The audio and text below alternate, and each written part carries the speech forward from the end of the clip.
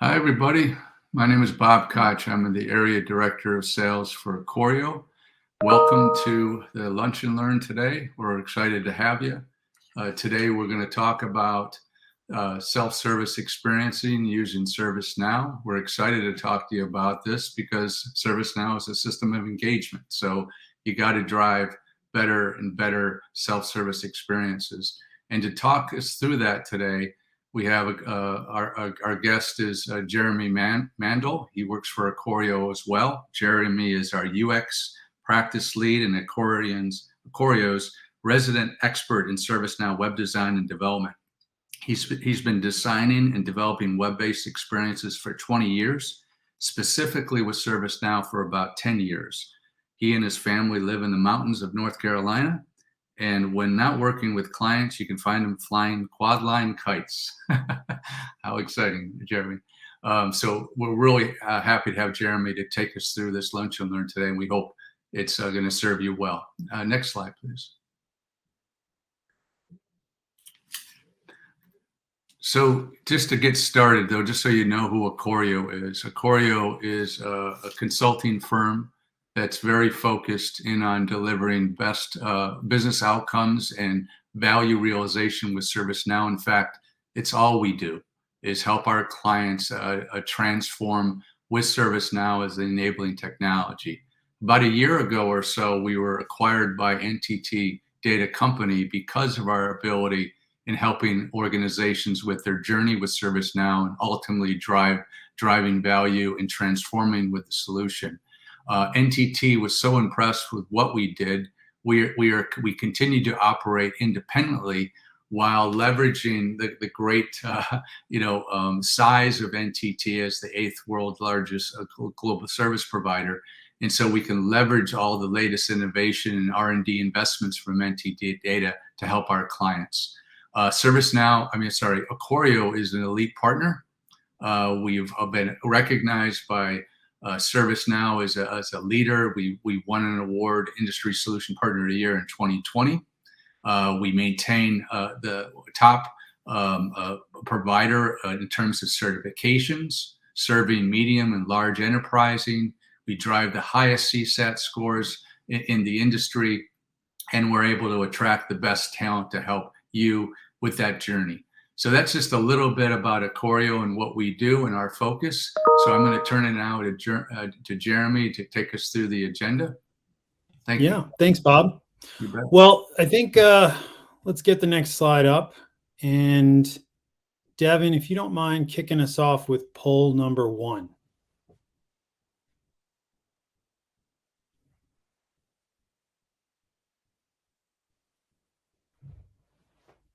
Okay, poll is started. Okay, awesome. I'm watching the clock here. Maybe we just give like 30 seconds for the poll.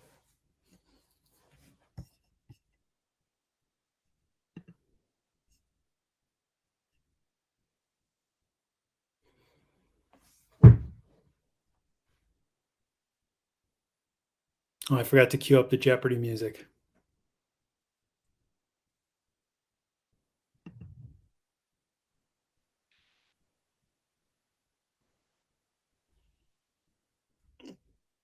A few more seconds here. Sometimes. Okay. Oh, hopefully we get a few more responses. There's no wrong answer. Often, that's great. All right, we'll just hit it right at 5 minutes on the session. Okay. So the poll, how often do you talk to your employees and or customers about what they actually need from you? 28% of you answered often, 71% sometimes. It's really great. Okay, thank you for those inputs. All right, so how do we approach building the best self-service experiences possible? By taking a human-centered design approach. And I'm not going to read this whole quote here. You have it here.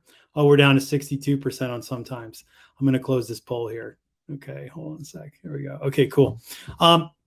Human-centered design, when used as a framework and as a North Star, if you've worked with anyone at Acorio, we use that term a lot as a North Star, ensures that what we're doing is not for the sake of information technology or intelligent automation, but that we're solving real business problems in a way that is it fits the task and is understandable and hopefully enjoyable. So I'm going to share with you a little bit about Acorio's experience design imperative. As with anything Acorio does on the ServiceNow platform, in service of our clients and their true customers, be they employees, contractors, vendors, customers, consumers, any persona, is we're partnering to build those useful, usable, and delightful solutions. Useful does mean that it solves real world problems, real in the now as quickly as possible. Usable, no one wants to go through extensive training, and most support organizations have limited time to do that. And in order to deliver whatever needs to be delivered next, what is going into production today needs to be something that is easily understood and maintainable so that roadmaps can be addressed with further capabilities. Delightful is the one I'm going to riff on for just a moment. As much as we would all like to always deliver something delightful in a delightful way, in an enjoyable way, at Acorio, we stand by forgettable experiences. And I'll give you an example of a forgettable experience. Long ago, I would use this anecdote, which was pulling up or walking up to an automated teller machine at a bank or a shopping mall or something like that and sticking your card in. I had a forgettable experience recently that about 2 years ago was, or a little bit less than 2 years ago, was like an enjoyable and delightful. And that was tapping or using my phone to do something similar. So the forgettable experiences are the ones that are so dead simple that you're not going to talk about them with anyone. You're probably not going to share it around a holiday table or with your family. They enabled you to get the information and or services that you needed, and then they got out of your way. And then you could count on them being there the next time. So it's a lofty goal to say that everything that is delivered from a self-service perspective is going to be a delightful and enjoyable experience. As long as it's forgettable, it's not going to cause any friction, and those experiences will be elevated to the most revered in whatever omni-channels that you provide information and service on. So Acorio's guiding principle is that we do deliver great experiences, and that they must provide what the people that need information and services need wherever they are with minimal friction. And if we do that, then employees, customers, and consumers will know where to go, will understand that these digital interfaces, and some of them are conversational, like chatbots, are extensions of those human beings. They are a part of something greater, and that they're not perceived as firewalls to getting to human beings. That's paramount, is that whatever the digital experience is, whatever the platform is, and by platform, I mean like the device platform, be it browser-based, native mobile applications, SMS-based, engagement messaging on your B2C website powered by ServiceNow Service Portal, that they need to be extensions of the human beings that are providing the support, fulfilling the requests, and answering those questions. If we do this, then the omni-channel experience is consistent, and the digital experiences can support the lessening of the expense of those higher touch experiences that require more human intervention and less automation. And it'll allow your support teams and your organizations, be they IT, HR, finance, or something else, to be able to focus on those high touch experiences. So I used to, long ago and far away, I would spend a few slides on how important personas are. Over the years, Acorio's user experience design team has found that while personas are extremely important, personas are a means to get to the scenarios.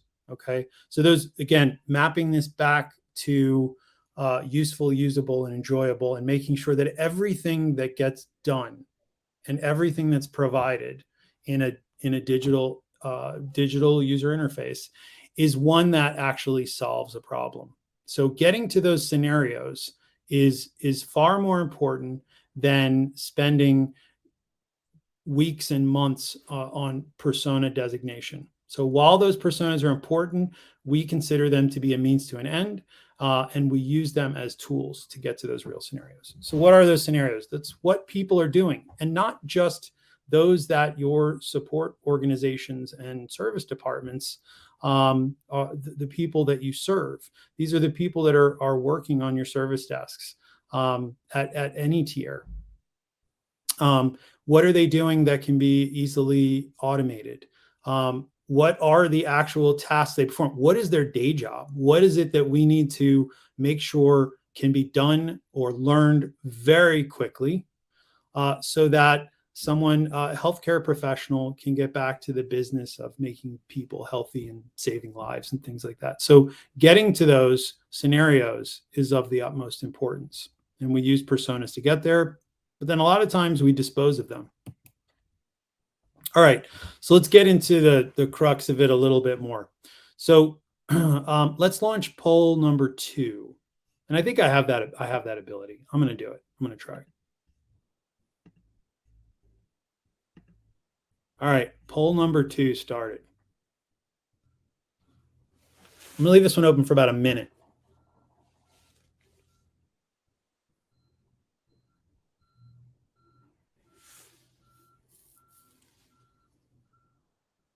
And Jeremy, I've come prepared if you want.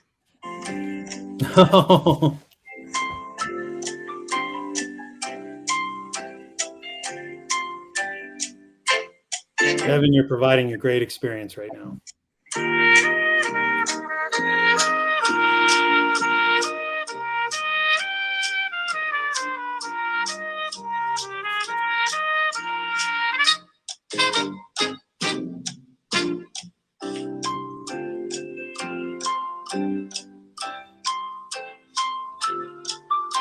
All right, 5 seconds, folks.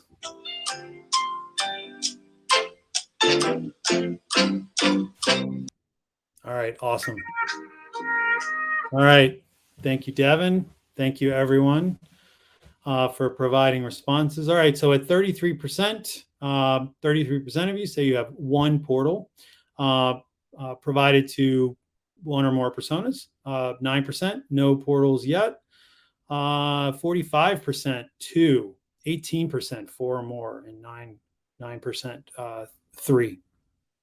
So if you take a look at this slide right here, what we consider to be the most important cause for friction is decentralization of information as well as engagement layers. And we do consider that knowledge is the 0 tier, right? Knowledge is the primary 0 tier. It is. I hope I'm in good company in saying that it's the most efficient and the least expensive way to serve those that you need to serve, regardless of what organizational unit you represent.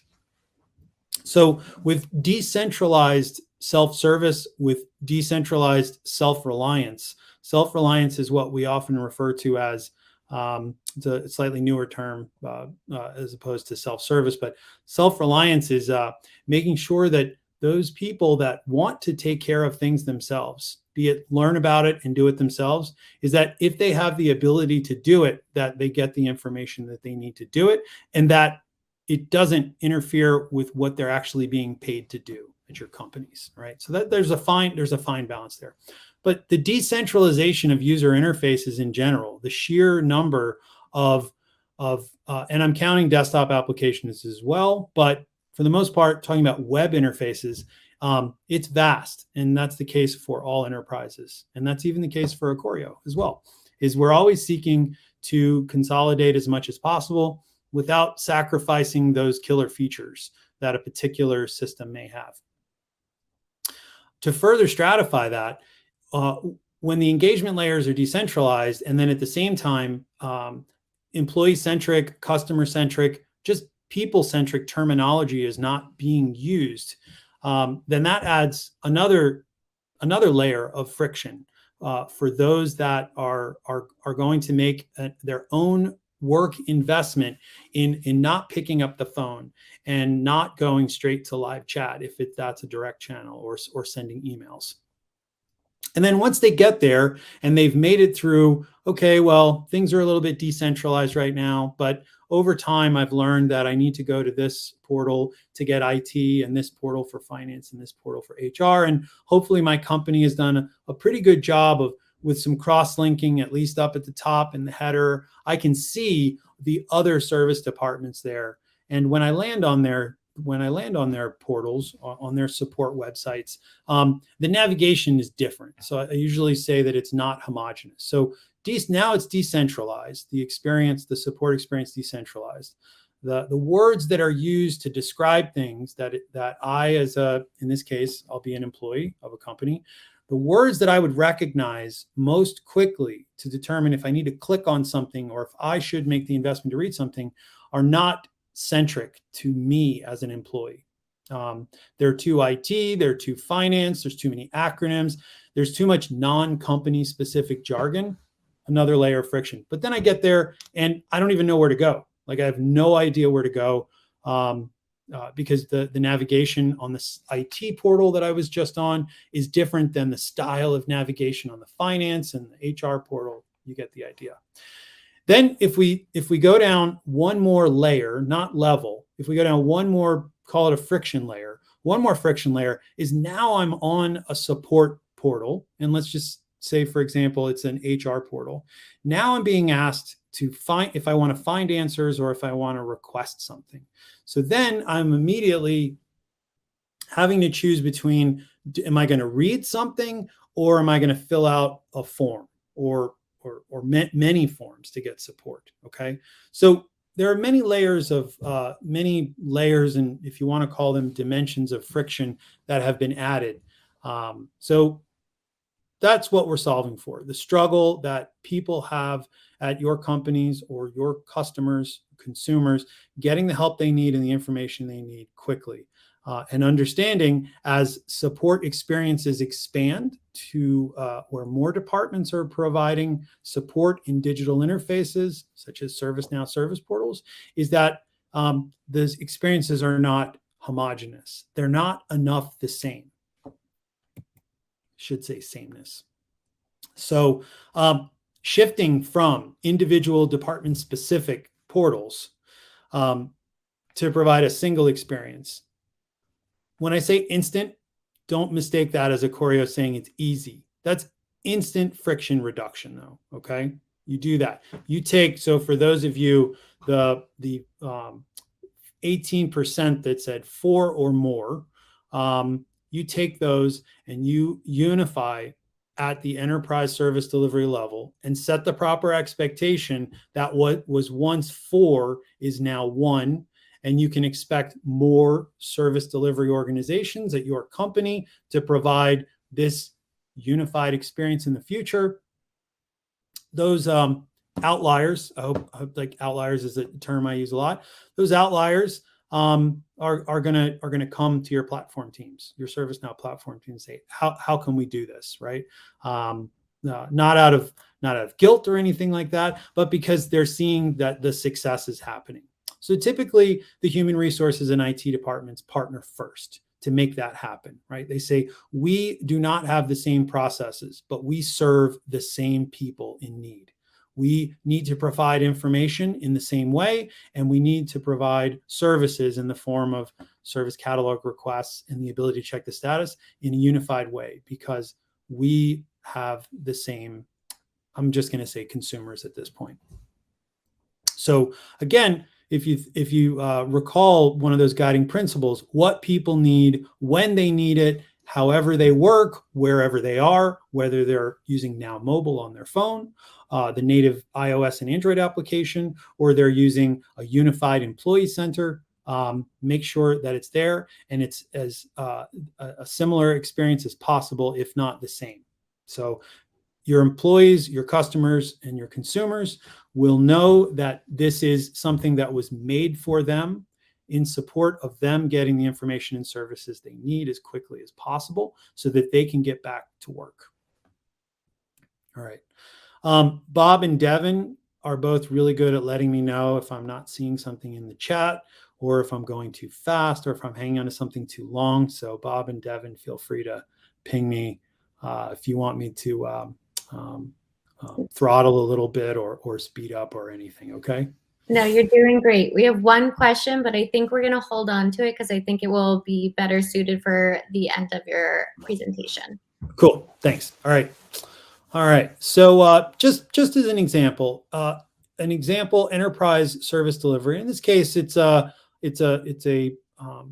ServiceNow employee center powered by the service portal application framework on top of the ServiceNow platform, that whose audience, the primary personas are faculty and staff at a college or a university. And I know it's a little bit small, at least it's small for me. Maybe some of you are on larger monitors, you can see a little better. But the moment an employee, a faculty or staff member at this college or university lands here, they can see right across the top what are the parts of the institution I work for that do something for me here on this site. And that's really important. So some of you may have a type of service portal that says something like knowledge base, service catalog, or perhaps it's a little wordier in a good way. It's just something like find answers, right? Or request something, get service, get help. Those are great. Those are calls to action, and those are really important. What that doesn't do is scream to a faculty or staff member in this case that says, these are the parts of the institution that serve me using this website.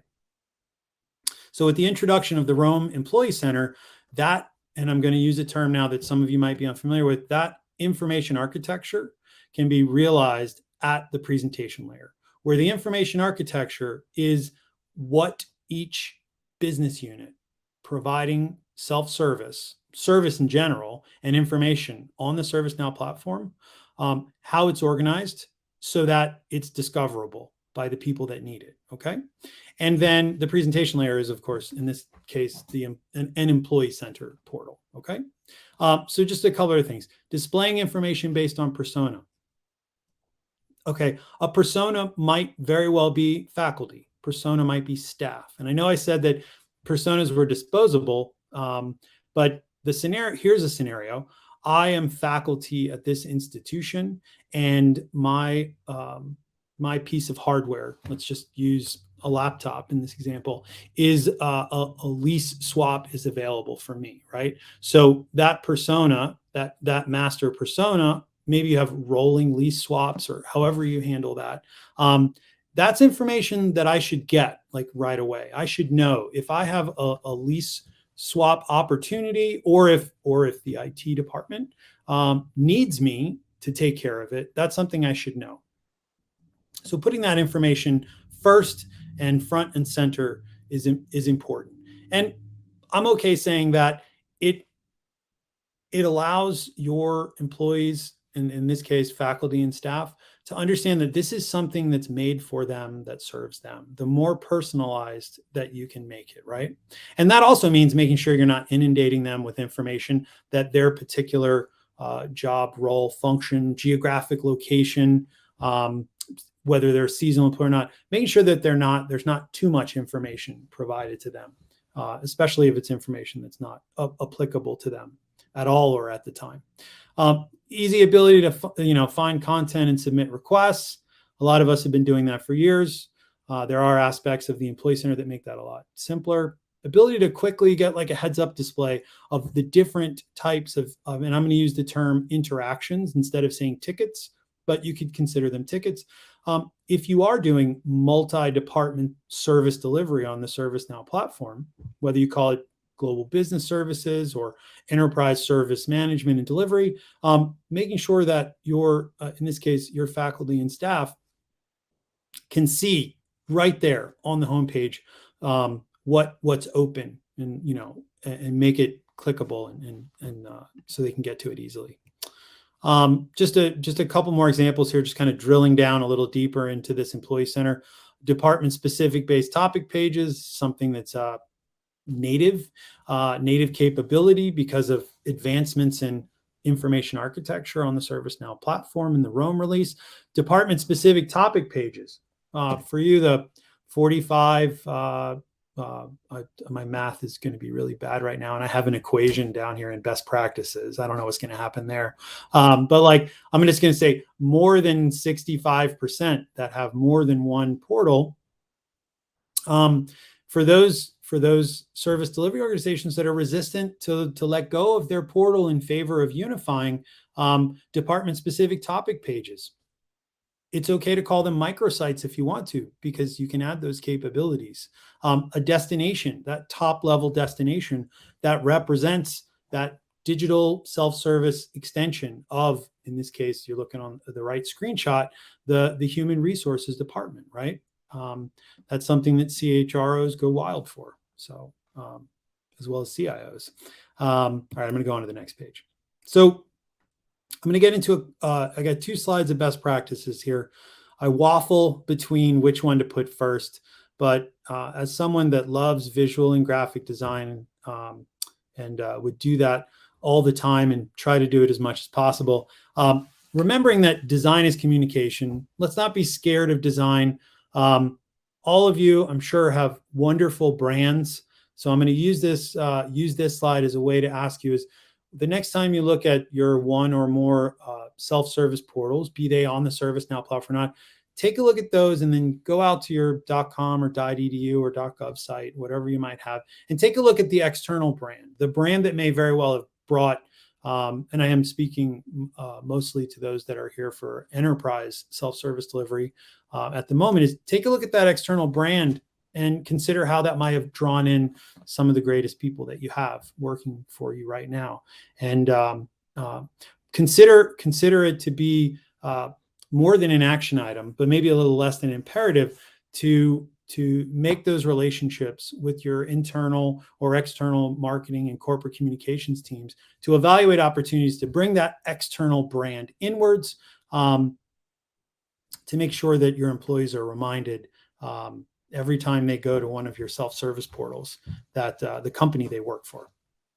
And it'll remind them of why they came to work for you in the first place, or if you are, or why they shop with you or consume your services. So I'm not going to go deep into any type of graphic design or visual design theory here, but be it a knowledge base article, a form that needs to be filled out, the detail page of that incident or requested item or HR case or customer service management case, the layout needs to answer 3 questions for every person that is allowed to see it. Where am I? Where can I go? What's here? And where can I go? Where can I go next? Because next is almost always going to happen. And sometimes next happens as we're multitasking, even though we tried hard not to. We're multitasking, and we might come back to that HR topic page 2 days later or 10 minutes later or something like that. At a glance, where am I? Where can I go? And what's here? All right. Oh, okay. Note to self, this is 2 slides. Okay. I'm going to run through these pretty quickly. This is an unordered list on purpose because I want you to consider these in whatever prioritization you might. They're not all they don't all need to be done at once. So consider this all fodder for thought. Listen to your people, and that's purposely agnostic. Listen to your support professionals. Listen to your line managers. Listen to your employees. Right? Whatever means you have to listen to them, listen. They know what they need. Here's the equation. Oh, good. There's no numbers. Okay. So keep this equation balanced. The needs of your business plus the needs of your customers, consumers, and employees equals what needs doing. And that's hard sometimes. I mean, we all hope we've all experienced it where a top-down strategic imperative is being executed. You're well into execution. And maybe even in operational mode. Is the equation is imbalanced if the needs of, and I'm going to use this term again, the true customer, right? If the needs of the true customer are not learned and evaluated, they don't all need to be incorporated, but keeping that equation as balanced as possible will keep your strategic and operational objectives on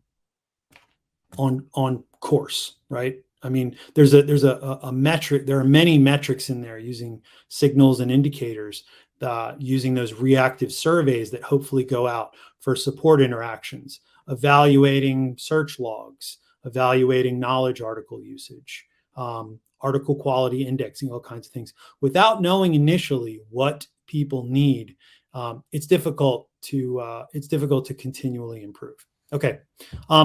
I said this before, I think in a different way, is that making sure that these digital interfaces communicate how your best support people already communicate, right?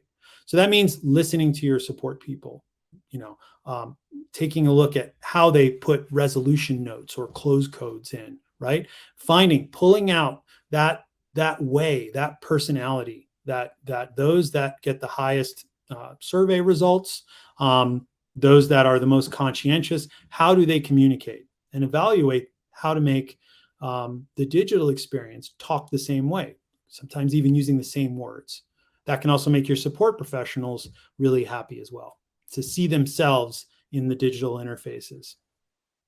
And again, presenting self-service in a digital way as an extension of your support teams, humanizing it. Going within your support organizations, to inspire self-service champions. They're going to be your best champions. They're the ones that are communicating already with those that you provide information and support to most often. So if they champion this and they understand that providing information and services, and in some cases automation, is a way for them to focus on the more difficult and hopefully the more satisfying things, then over time, they can do more better work for your employees, customers, and consumers. Consolidate whatever you can. Harmonizing categorization. Maybe some of you have a single portal, the 18%, you have a single portal and it is delivering information and services for different business units, different service delivery organizations. Harmonizing across those organizations where possible, but most certainly harmonizing the, I'm going to use the term taxonomy, the service catalog taxonomy, as well as the knowledge-based taxonomy. It's going to make employees, customers, and consumers able to make decisions about what's important for them to look at faster. Use plain language. Don't try to fill up every single page. That's what that second to last bullet point is all about. What you do provide, make sure it's as delightful and engaging as possible. Forgettable is great too, as long as they remember it long enough to take action on what they can take action on. And then start with less, think big, start small, continually improve. Okay. What do you think, Bob? Yeah, go ahead, sir. Yeah, I was just going to say there's a couple questions that maybe let's hit those now. Are aligned with best practice that maybe is a good time. So I don't know if you can see them, but yeah, I can. I'm looking at them right now. Okay. Next. All right. Yeah. Okay, cool. All right. We have over 100 plus catalog items and discovery. I'm going to assume that's discovery of those catalog items, finding the one that is most applicable given an employee's need at the time is difficult. How can discoverability be improved? Okay, there is a slide. There are multiple slides for you. Okay, whoever asked that question, and they're coming up in a moment. Is future investment in the service portal advised, as it seems like ServiceNow are pushing Employee Service Center more and more? Wow, how did y'all know? So we're going to get into both of those in this next slide section. That's all about some select Roam features that came out in the middle of September. So I'll talk for just a moment. Actually, I'm looking at the clock. I've learned over the years that when I say a moment, it's always quadruple that at least.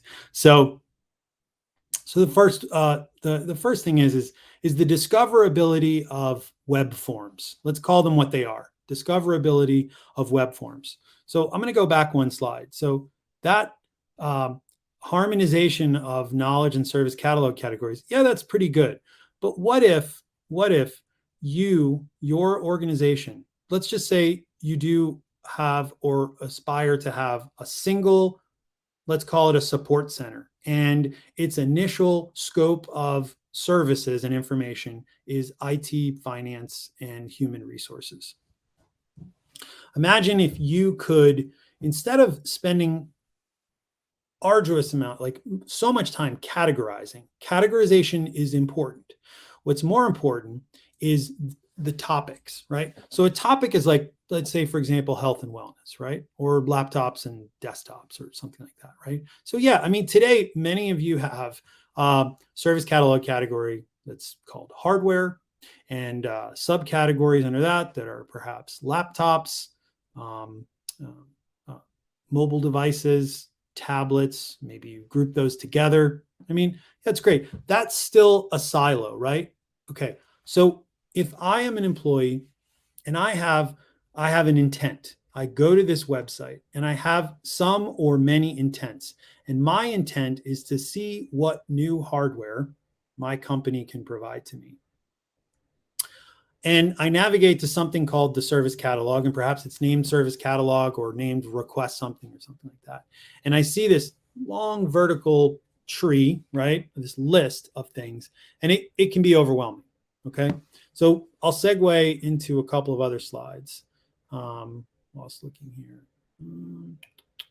Okay. So, all right. So with the ServiceNow Rome release, ServiceNow did a few big things. One big thing, and for those of you that are already operating one or more service portals, Employee Center, its origins are the Employee Service Center, okay? The ESC portal, still a service portal built on the service portal application framework in ServiceNow. Its origins are the Employee Service Center. And what ServiceNow decided to do is to decouple the Employee Service Center from HR service delivery SKUs, like the professional SKU and the enterprise SKU, and then make it multi-departmental, truly multi-departmental, and move it to the ServiceNow store, okay? So all Rome upgrade and net new customers that even if you do not have the HR Service Delivery Pro or HR Service Delivery Enterprise SKUs, you get Employee Center. And I'm going to go through a few of those things. So when it comes to I mentioned moving to the store. Moving Employee Center to the store means that the Employee Center product and development teams can push out enhancements quarterly. This is important. So for those of you that are running one or more support organizations, or maybe you're a director of end user services, and you want to be able to incorporate really engaging features that save your company money and save your employees time faster. Right now, if you're not using Employee Center, you're a little bit stuck with whatever your company's release management strategy is for the ServiceNow platform. Is it N-1? Hopefully it's N-1, but like once a year, maybe twice a year, feature upgrades for anything on the ServiceNow platform. You're not stuck, but you're kind of stuck with those being coupled with upgrading the whole platform. Moving Employee Center, and when I say moving, I know it didn't exist as the name Employee Center before Rome, but moving this multi-departmental self-service portal environment to the store means that your support organizations can take advantage of new features faster. So it was released in September of this year. In November, a release came out that added some cool functionality that was easy to adopt for those of you that are careful with your customizations and what you incur technical debt from doing. And there's another one scheduled for February as well. So already, ServiceNow is exceeding that at minimum quarterly enhancement release. So what is it? What's the rise of the Employee Center? Okay, so I'm going to get back to this. I'm going to get back to this question. There's a second question here: is investing in the service portal? So I'll debunk a couple of things. Service portal, as with many things that ServiceNow has named in a very great way, is on the nose. Meaning the framework for making websites on the ServiceNow platform is called Service Portal. When Service Portal came out in the Helsinki release, there was also a single example website built on the Service Portal framework, and it was named Service Portal. Okay, so the question is: future investment in the Service Portal advised, as it seems that ServiceNow is pushing Employee Service Center, which I'm going to say pushing Employee Center? No. So the answer is no. If you have a Service Portal website that started as the /SP, then it is not Acorio or ServiceNow's recommendation for you to make further investments in that. Okay? It is not. And it is our recommendation that an investment be made in Employee Center. And as I mentioned before, Employee Center is available to all Roam Upgrade and Roam Net New customers. Okay? All right. So Employee Center is ServiceNow's new standard, available for all customers, multi-departmental dynamic portal for service delivery and employee engagement. Okay? And Acorio has already done some work using Employee Center for customer and consumer scenarios as well, because there's nothing that stops it from being used for that as well. Okay, so Employee Center improves self-service experiences with truly standard out-of-the-box pages, widgets. The new theme for Employee Center is a far better baseline for incorporating your company or institution's or organization's actual brand into, far more so than, I'm okay saying it, the Service Portal, named Service Portal as the predecessor to Employee Center. It's still Service Portal framework. So if you don't take anything else away from today, is when ServiceNow names things, they're easy to talk about. Sometimes they're not easy to talk about. Service Portal framework is what websites are made using on the ServiceNow platform, and there is also a Service Portal named Service Portal. Employee Center scales where no other Service Portal-based website in ServiceNow ever has, including the Employee Service Center that came out with the London Madrid release.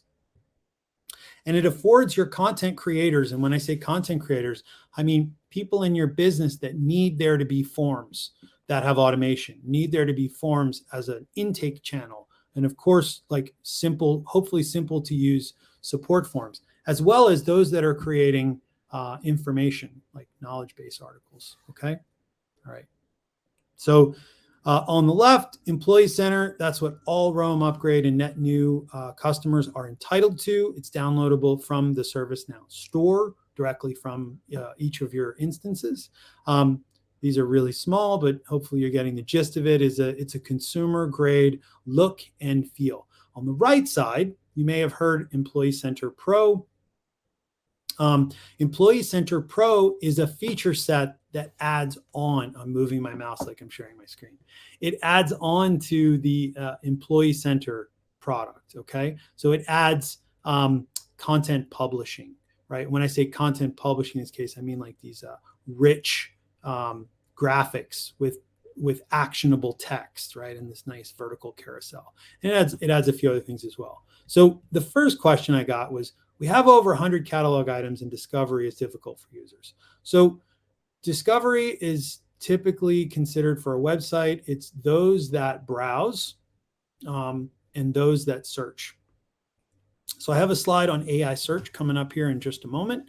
So that will address perhaps some of the struggles that your organization, your employees at your organization have discovering catalog items, is that it's an arduous process to name them very specifically, load up the meta fields, categorize them in a way that, because the category of your catalog items, the category and categories, because the catalog items can be related to multiple categories, are also evaluated when search happens. And then we talked about the browse a few minutes ago, and I'm going to show you like a detailed topic page that for those that are not searching most of the time or want to drill down and have a click-through discovery experience, that they're not just getting catalog items that are related to a single category. They're rolled all the way up to topic. And I use that example of like health and wellness. Health and wellness is different in many things for most organizations, if not every organization, right? And only over time do employees get a sense of what health and wellness means at the company they work for. These dynamic topic pages, trying to use a little segue here, these dynamic I really wish I could zoom in. Dynamic topic pages that can be discovered via mega menu navigation. And there was that example I shared earlier of, I'm an employee, I'm faculty and staff at this institution. I landed on this website, and right across the top, I see very familiar things to me: human resources, information technology, finance, legal, workplace, all kinds of things like that. So you could consider this to be a layer of categorization of content, knowledge, and catalog items that's on top of the categorization you already have today that may or may not need to be evaluated. So the discovery of content across multiple departments from one portal, and I used this example with one of my customers yesterday, is their finance department does actually handle timesheets and payroll and things that in some other human resources organizations I work with, we're squarely in an HR center of excellence, but it's finance. And so finance has their own support team, tiers 1 through 3. Finance and HR struggle because pay and time as a top level, and I'm going to call it a topic now, as a top level topic of information as well as service catalog items. Some employees interpret or associate pay and time with HR, and some employees associate pay and time with finance, right? And I said, hey, you can have the same topics and the same content, and this way, you don't need to teach those employees, whoa, if you need pay and time, you click this and you scroll here, and of course, it's all highly searchable and better relevant results using AI search. So that I mentioned earlier, it's in one of the best practices, that cross-linking. So imagine a topic like new hardware, right? New hardware. Everybody wants new hardware, whether we want them to have it or not. They want new hardware. Imagine if when they see new hardware, they see new hardware, they see an article that's pinned right there that talks about what an employee needs to do, before or what happens during the procurement process, or what the approval structure is based on their pay grade and things like that. Today, those things are siloed, most likely in your service portals. Here's information over on this side, and here's how to take action on that information over on this side. And maybe in your articles, you're including deep links to catalog items. That's very painful to maintain. I mean, for any organization, right? Dead links, nobody wants those. So the takeaway, hopefully for you from these curated experiences that are possible when you're using the Employee Center and the new content taxonomy information architecture, whole new data model. Not when I say a new data model, there has not yet been one until the Rome release. There's a data model built into ServiceNow as of the Rome release that allows your service delivery organizations to not just categorize, but also curate the content and share content. When I say share content, I mean like make at the presentation layer, at the portal, hopefully one multi-departmental portal. Make it so if an employee thinks that pay and time is handled by HR, fine. If they can click HR and they see pay and time and they click it and they see the 3 forms and the 5 knowledge base articles, and then another employee thinks that finance takes care of all that, and they click finance in the navigation menu, and they see pay and time, same content, just related to two distinct topics related to two distinct departments. Single sources of information and forms to maintain. So hopefully some of that addressed some of the questions that came up, or those two questions. So I'd be remiss if I didn't share a little bit about AI search. AI search debuted on the Quebec release of ServiceNow, and at Acorio, it's our standard. Like, it's our standard. For any of you that are familiar, have been working on the ServiceNow platform for many years. AI search, Zing search. Zing is the search engine that you're most likely using today. Zing search needed a lot for a long time. But since it's a whole platform, and it always has been a whole platform search engine, it is the search engine. ServiceNow is very careful, and through an acquisition and an excellent integration of that acquired technology and the human beings that made it into the ServiceNow platform and the ServiceNow organization, we have AI search. I bolded one thing there. I don't know. This is probably a poll for a part 2 of this webinar. A poll is how many employee facing knowledge base articles do you have published today? For those of you that are perhaps in the tens of thousands, maybe, that Zing search is slow, right? Zing search is slow. AI search uses consumer grade search engine technology that is searching indexes versus live searching the databases in ServiceNow. So it is faster. Well, who cares if it's faster if the results are dependent upon keywords and a little too much about the content that's put into the description of the catalog item and or the article body or the category that a service catalog item is related to, or catalogs. Never mind whatever you might refer to your employees refer to themselves as, be they associates, if you're at a credit union, if your company is a credit union or something like that, or members or associates. There's within AI search, you can put in your own corporate vocabulary, right? A synonym library. And when I say it's easy, I mean it's easy to configure. It's a configuration, not a customization. And it also looks better. It looks better. It's easier to take care of, and it's far easier to understand. You can also promote things, and this is not the greatest screenshot here. I'm okay saying that. It's my screenshot, but what you're seeing here is like a sponsored result, right? So at my company, at Acorio, we're going through some changes to some of our benefits providers and things like that. What I would want for Acorio to do is if I was in our employee center searching, I would want to see, for example, if our 401k provider is changing or something like that. And I typed in anything having to do with retirement savings, right? Or 401k or personal benefits or money or something like that. I would want to know if something big was happening. This is another opportunity for you to execute on like organizational change management, especially if it touches many or all of your employees in a place where they might not be expecting it. So that could be delightful. Oh, you're looking for retirement savings information. 2 sponsored results. One says, today we're using this and tomorrow we're using this. On the tomorrow we're using this sponsored result that is emphasized in some way. When I click it, I learn a little bit about the migration strategy and what I need to know and webinars I might be able to attend. So none of those things were possible using configuration using the Zing search engine. One other thing I'll mention is for those of you that have more than one service portal, perhaps some of you are already using Now Mobile and using Virtual Agent. AI search is, when I say it's opt-in, you can say, hey, IT says we're going to use AI search for our portal. We're going to see how it goes.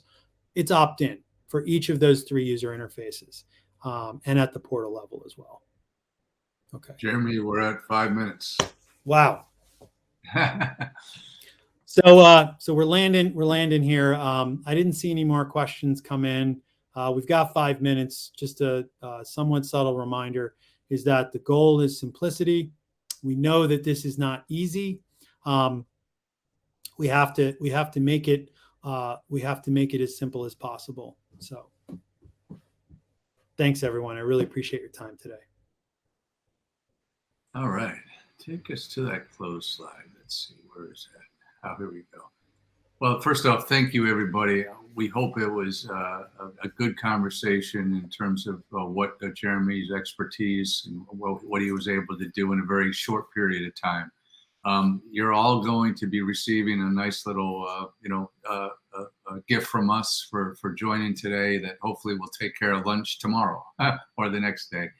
So you'll be seeing a voucher code from us for a Uber Eats voucher.